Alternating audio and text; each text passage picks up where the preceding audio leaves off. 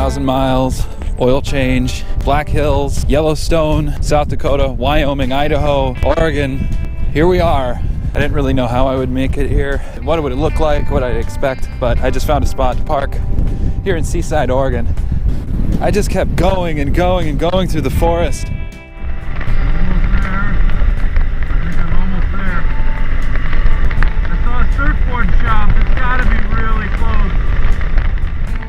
It seemed it would never end, and then I finally made it to Seaside, but I didn't know where the ocean was. The land was too flat to tell. I knew it was somewhere off to the west, obviously. I knew where west was.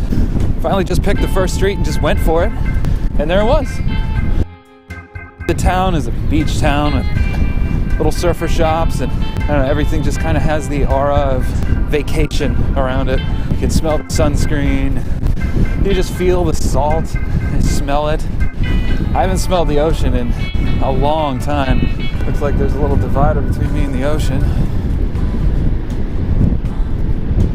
It's what all those settlers couldn't wait to see after crossing the Great Plains and the Rockies, and then the deserts, being shot at by natives, outlaws, being robbed, dying of dysentery. This is it. This is the Pacific.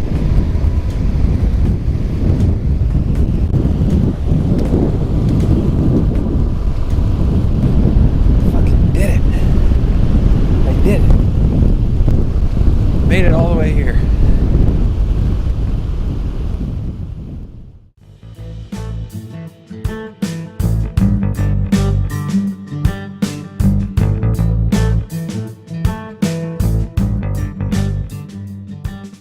After spending a little time marveling at the waves, I knew I had to continue on.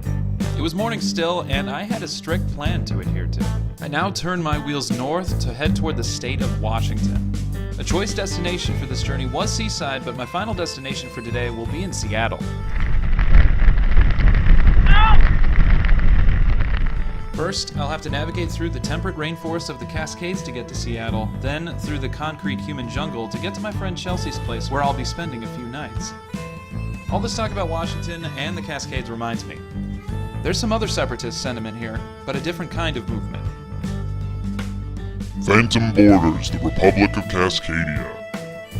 Over the last few decades, there have been a few calls from the people of the Pacific Northwest to create the nation of Cascadia.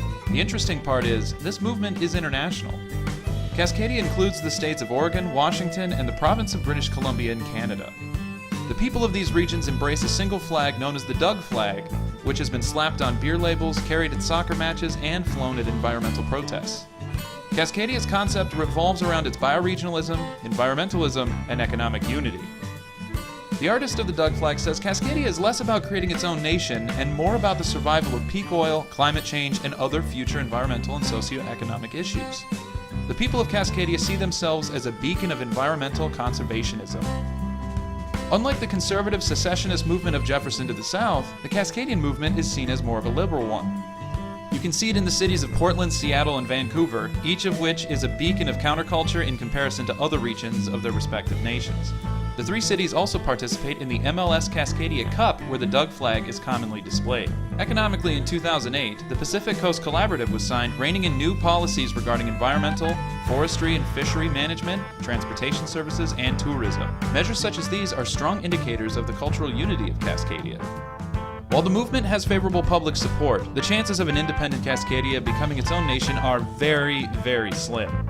Even in January 2011, Time magazine included Cascadia as number 8 on its list of top 10 aspiring nations. However, they stated it has little chance of ever becoming a reality.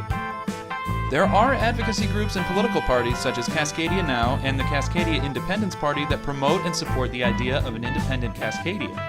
The United States and Canada, however, are far too stable and powerful to allow such a movement to come through. For now, the movement is more of a call for regional and economic unity rather than a political separatist movement. Here you can see me crossing the mouth of the Columbia River on the Astoria-Megler Bridge. Connecting Oregon and Washington, it's the longest continuous truss bridge in North America. It was completed in 1966 and paid for by tolling people that would cross. The tolls were taken down on Christmas Eve of 1993, 2 years ahead of schedule.